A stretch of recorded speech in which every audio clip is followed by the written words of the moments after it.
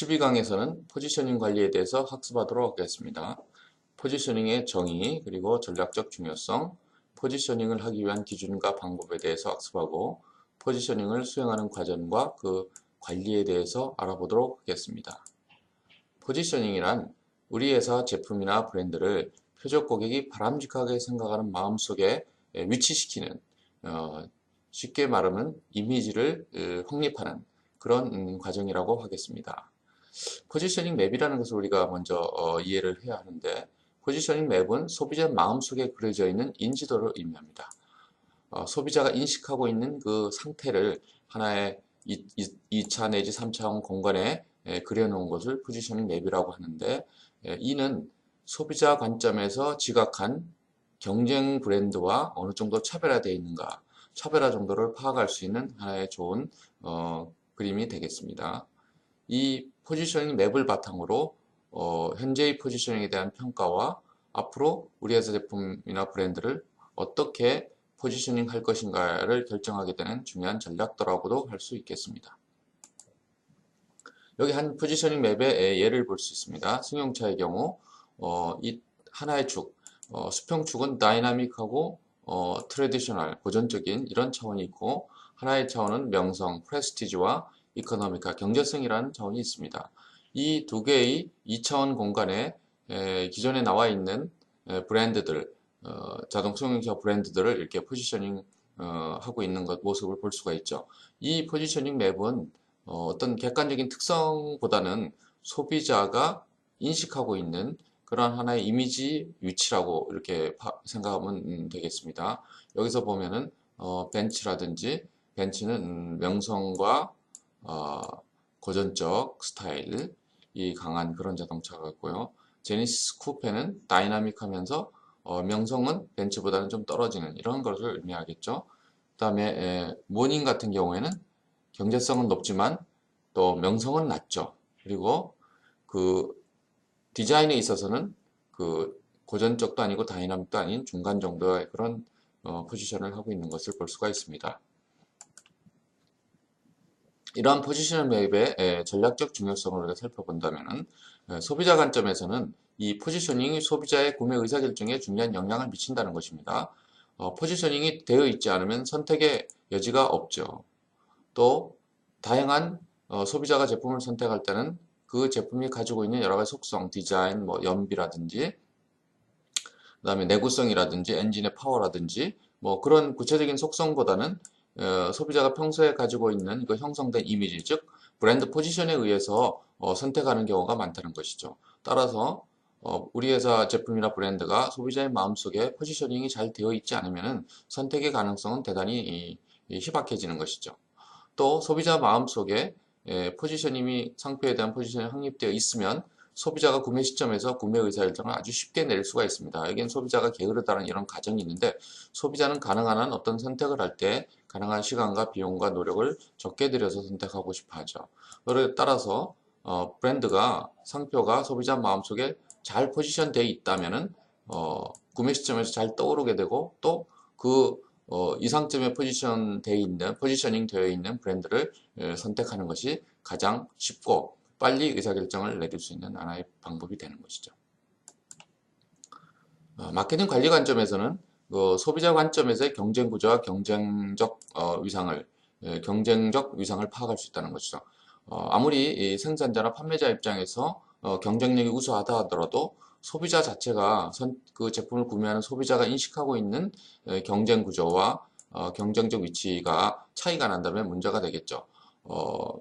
정답은 관리자가 생각한 포지셔닝이 아니고 소비자가 생각하는 그 최종 제품의 구매 의사결정대로 선택을 하게 되는 소비자들이 생각하고 있는 경쟁 구조와 그 시장에서의 위치, 소비자 마음속에 점유하고 있는 상대적 위치, 이런 경쟁적 위치에 의해서 결정되는 것이기 때문에 고객 관점에서의 이런 경쟁 구조를 파악할 수 있다는 점에서 중요한 전략적 의미가 있고요. 또 경쟁 차별화를 가져오는 중요한 속성을 확인할 수가 있습니다. 아까 자동차의 경우에 이 두 가지 수평축과 수직축이 있었죠. 소비자가 어떤 여러 가지 브랜드를 마음속에 포지션을 할 때 적용하는 이런 기준들을 알아낸다면 이 기준들이 바로 의사결정의 중요한 속성이 되는 것이죠. 그래서 이런 속성에 대한 관리를, 전략적 관리를 잘 하는 것이 경쟁에서 유리한 위치를 차지할 수 있게 되겠죠. 또 고객과 관리자의 인식 상태의 차이를 발견할 수 있습니다. 관리자가 인식한 상태와 세분시장 타겟 마켓의 세분시장 고객들이 인식 상태가 일치하는 경우와 불일치하는 경우가 있는데 불일치하는 경우 우리가 이걸 교정하기 위해서 어떠한 그 노력을 해야 되는지를 판단할 수 있는 좋은 기준이 되는 것입니다. 포지셔닝 기준과 방법, 여러 가지 기준과 방법에 의해서 자사 제품이나 브랜드를 포지션할 수 있는데 첫 번째는 제품 속성에 의한 포지셔닝. 예를 들어서 그 제품에 가지고 있는 어떤 특성이나 성분이나 외형이라든지 그런 제품 자체가 가지고 있는 그런 특성을 가지고 포지션하는 것이죠. 철분이 강화된 우유. 이건 철분이라는 것은 그 제품이 가지고 있는 어떤 성분을 말하는 것이죠. 그래서 이런 들어있는 성분, 그 제품을 구성하고 있는 어떤 속성을 가지고 포지셔닝 하는 방법. 그러니까 철분이 강화된 우유라 한다면은 건강에 좋은 또 어린이들의 성장 빠르게 좋은 그런 우유로 포지션함을 알 수가 있습니다. 제품 사용 상황에 의한 포지셔닝이 있습니다. 투게라든지 브라보콘 같은 거는 제품에 대한 속성을 속성을 강조하는 것이 아니라 예를 들어서 유지방이 많이 들어있다. 그러면 그거는 제품 속성에 의한 포지셔닝이 되겠지만 투게더 같은 온 가족이 다 함께 먹는 그런 아이스크림. 브라보콘은 연인들과 함께 먹는 아이스크림. 이런 식으로 그 제품을 어느 때 사용하는가, 사용 상황을 가지고 포지션할 수도 있습니다. 제품 사용자를 가지고 포지션. 말보로 같은 경우에는 그 서부의 사나이죠. 서부의 카우보이를 그 모델로 함으로써 다른 뭐 제품의 속성이나 어떤 특성을 강조하지 않고 이 사용자를 광고 모델로 사용해서 터프한 이미지, 또 개척 정신, 미국의 독립 정신이죠. 개척 정신을 이렇게 강조하는 이런 포지션이 있고요. 맥심, 윤석화를 이용해서 윤석화가 모델로 나와서 부드러운 여자예요. 그런 광고를 통해서 제품의 어떤 부드러움을 표현하는 것이 있고, TTL은 20세가 사용하는 그런 모바일 폰, 그 이동전화 이런 식으로 사용자를 이용한 그 대표적인 것은 존슨스 베이비 로션이 있죠. 아기들이 사용하는 로션이라는 걸 강조함으로써 제품이 어떤 부드럽고 피부에 아주 순한 그런 제품의 포지션을 하고 있는 걸 볼 수 있습니다. 경쟁 제품을 이용해서 포지션할 수 있는데 마티스가 3기통이면 아토즈는 4기통이다. 이렇게 헐츠에 대비해서 아비스 이런 거 있죠. 헐츠는 세계 1위, 미국 시장에서 1위를 차지하고 있는 선도 렌터카 회사죠. 거기에 대해서 아비스는 후발 진입자인데 우리가 2등이다. 그래서 더 열심히 한다 해서 1등과 대비시킴으로써 포지션을 할 수 있는 보다도 성실하게 또 열심히 봉사한다는 그런 이미지를 강조하는 그런 포지션을 보여주고 있습니다. 제품 효용에 의한 포지셔닝도 있는데 이건 치약의 경우 치석 제거 뭐 이런 거 또는 뭐 충치 예방 또 구취 제거 그다음 위생 표백 작용 뭐 이런 것들을 강조함으로써 효용으로 포지셔닝 하는 경우도 있습니다. 또 이온 음료의 갈증 해소를 강조하는 경우도 있죠. 그래서 이렇게 효용을 가지고 그 제품을 경쟁사와 차별화시키면서 소비자 마음속에 인식시키는 이런 방법이 있고요. 제품의 종류를 차별한다. 뉴면은 라면이라는 종류가 굉장히 많이 나와 있죠, 브랜드가. 따라서 라면 중에 하나보다는 새로운 형태의 유형의 새로운 종류의 제품을 강조해서 소비자의 인식을 시키는 그런 뉴면 이렇고요. 마가린은 버터와 경쟁해서 마가린이 불리하죠. 그래서 마가린으로 하면서 식물성 고체 기름 이렇게 포지셔닝 함으로써 버터와의 경쟁을 피하고 그 액체로 된 식용유와 경쟁함으로써 경쟁에서 차별성, 유리함을 확보할 수가 있었죠. 세븐업 온콜라빌, 세븐업은 탄산음료죠. 탄산음료에서는 콜라가 주를 이루고 있죠. 시장을 지배하고 있기 때문에 경쟁을 피하고 차별화하기 위해서 세븐업은 온콜라 없다, 콜라 탄산음료다 이렇게 해서 경쟁을 피하는 다른 종류의 제품으로 차별화시킴으로써 소비자의 마음속에 인식을 시켜주는 포지셔닝하는 이런 전략들을 둘 수가 있습니다.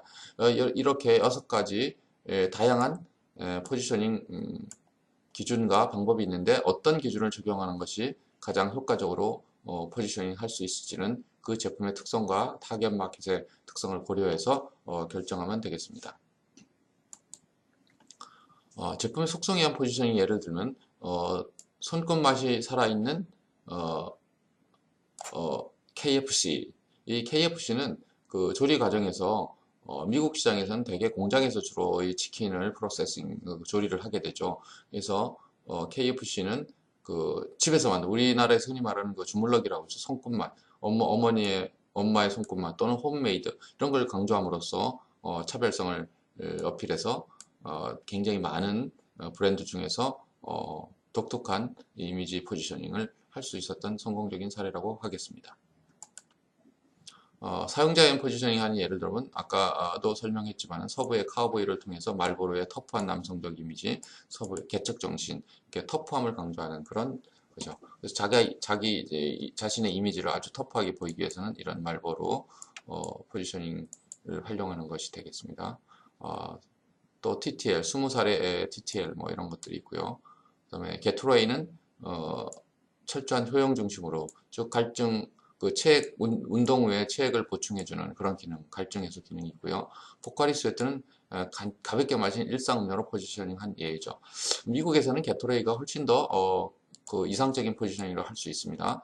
음료수도 많이 먹고 운동을 많이 하고 땀을 많이 흘리기 때문에 게토레이 즉 체액을 보충해주고 갈증을 해소하는 그 효용이 훨씬 더 어필할 수 있는 포지셔닝, 이상적인 포지셔닝이지만 우리나라에서는 그렇게 외국에 비해서, 미국에 비해서 스포츠 음료의 그 사용 음료량이 적고 땀을 그렇게 많이 흘리진 않고 또 대용량으로 이렇게 체액을 보충해서 마시는 것보다는 가볍게 마시는 그런 이온 음료로서의 포지셔닝이 훨씬 더 이상적이기 때문에 포카리 스웨트가 더 많이 팔린 경우를 볼 수가 있습니다. 포지셔닝 과정에 대해서 설명드리도록 하겠습니다. 포지셔닝 하에서 먼저 포지셔닝 속성 차원을 규명하는 것이 필요합니다. 이 속성 차원은 보통 소비자들이 이 경쟁 제품들, 경쟁 브랜드들을 포지셔닝 할 때는 2개 내지 3개의 차원을 이용하는, 소수의 차원을 이용하게 되죠. 이 속성 차원은 대개 소비자들이 제품 구매 의사를 결정을 할 때 중요하게 고려하는 그런 것들이 일반적으로 포지셔닝 속성이 됩니다. 자동차의 경우에는 디자인이라든지 연비라든지 가격대 이런 것들이 대충 될 수 있겠습니다. 그래서 이러한 속성 차원이 결정되면 이 속성 차원에서 어떤 경쟁 제품의 포지션이 어디에 위치해 있는가를 우리가 확인해서 그 속성 차원의 수준에 따라서 경쟁 제품의 위치를 이렇게 포지셔닝을 확인하는 과정이 필요하죠. 그 다음에는 그 소비자들이 타겟 마켓 고객들이 이상적으로 생각하는 위치에 이 아이디얼 포인트라고 그러죠. 이상점을 규명하게 됩니다. 이상점을. 그래서 세그먼트 1의 이상점은 여기고 세그먼트 2의 이상점은 여기로 만약에 확인이 되는 경우 이 제품 여기에 해당하는 이 제품은 이 세그먼트 2에 훨씬 더 가까이 있게 되겠죠. 이상점에 가까이 있겠죠. 그리고 1 이상점에는 이 제품이 더 가까이 있게 되겠고 이 두 제품은 좀 이상점과 거리가 떨어져 있는 이런 제품이라고 할 수 있겠습니다. 이러한 이상점과 또 제품의 브랜드의 포지션을 이렇게 비교 평가함으로써 경쟁적 차별성, 예를 들면 여기에 또 브랜드가 또 있다고 하는 경우 이 2개의 브랜드는 차별성이 굉장히 낮겠죠. 그리고 이 브랜드와 이 2개의 브랜드 간에는 차별성이 굉장히 크겠죠. 또 여기에 브랜드가 많이 몰려 있는 경우에는 유사한 포지션을 갖고 있는 포지셔닝이 아주 근접해 있죠. 이런 경우에는 이것들은 유사한 이미지 포지션을 하고 있기 때문에 경쟁이 치열하고 차별화가 덜 돼 있는 차별화가 굉장히 낮은 그런 경쟁이 치열한 그런 브랜드들이라고 볼 수가 있겠습니다. 또 우리가 만약에 이곳을 포지셔닝 이런 위치를 포지셔닝 하고자 한다면은 이 포지셔닝에 해당하기 위해서는 제품을 포지셔닝 하기 위해서는 각 제품, 가격, 유통, 촉진, 4P라고 그러죠. 4P를 조정 통합해서 조정하고 통합하고 변형시켜서 여기에 포지셔닝 될 수 있도록 우리가 하는 과정, 마케팅 믹스 개발 과정이 로 포지셔닝 전략은 끝나게 되겠습니다. 포지셔닝 속성 차원을 규명하는 과정에서는 대개 경쟁 제품을 비교하고 또 제품을 선택할 때 사용하는 기준들이 되겠습니다. 경제성, 디자인, 친환경, 자동차의 경우는 연비 같은 것이 되겠죠. 또 속성 차원 공간에서 2차원 내지 3차원 공간에서 경쟁 제품 여러 개의 브랜드를 포지션을 분석하고 표적 고객 이상점, 아이디얼 포인트를 찾아서 경쟁 제품이 아이디얼 포인트가 어떤 위치에 있는가를 비교 분석함으로써 최적 포지션을 찾게 됩니다. 최적 포지션이라는 것은 우리가 타겟으로 하는 표적 세그먼트의 고객들이 이상적으로 생각하는 이상점과 가까우면서 경쟁 제품이 없는 그런 포지션이 가장 이상적이라고 하겠죠. 그렇게 되면 이상점이 여기는 이상점에 가까울수록 최적 포지션이 되겠고, 또 경쟁 제품이 여기에 많이 몰려 있는 경우 몰려 있지 않는 이런 위치가 훨씬 더 좋은 이상적인 포지션이라고 할 수 있겠습니다. 이런 것을 포지션이라고 하고, 이런 위치에 우리 회사 브랜드를 위치시키는 것을 포지셔닝이라고 하겠습니다. 최적 포지셔닝을 위한 마케팅 믹스가 뭐가 재포지셔닝, 이게 마지막 단계인데요. 신제품의 경우에는 경쟁이 적고 잠재력이 큰 포지션을 규명하고, 경쟁이 적다는 것은 그 유사한 위치에 포지션되어 있는 경쟁 브랜드들이 없고, 또 잠재력이 크다는 것은 타겟 마켓 세그먼트의 규모가 크고 또 이상점에 가까운 그런 포지셔닝을 규명하고요. 이런 포지셔닝에 이런 위치에 신제품을 정확하게 포지셔닝 하기 위해서는 제품의 특성이나 가격, 유통, 광고를 비롯한 촉진 활동을 일관성 있게 해당 포지션에 들어갈 수 있도록 하는 것이 중요하겠습니다. 즉 경제성이 높은 그런 위치에 포지셔닝 하기 위해서는 제품의 특성도 단순하면서 고장이 덜 나고, 또 원가 가격이 저렴하고, 또 유통 단계도 단순하며 광고 메시지도 경제성에 어필하는 이런 메시지를 제공함으로써 해당 경제성이라는 포지셔닝을 일관성 있게 할 수가 있게 되겠습니다. 또 기존 제품의 경우에는 소비자 욕구와 취향이 변함에 따라서 이상점이 변하겠죠. 소비자들이 이상적으로 생각하는 위치가 변하기 때문에 거기에 맞춰서 재포지셔닝을 하게 되는데, 이걸 위해서는 마케팅 믹스를 다소 조정하게 됩니다.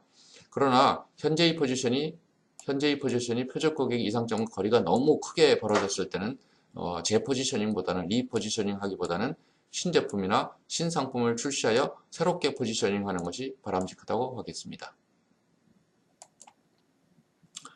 GM 자동차, 제너럴 모터스의 각 브랜드들이 재포지션을 한 사례를 볼 수 있습니다.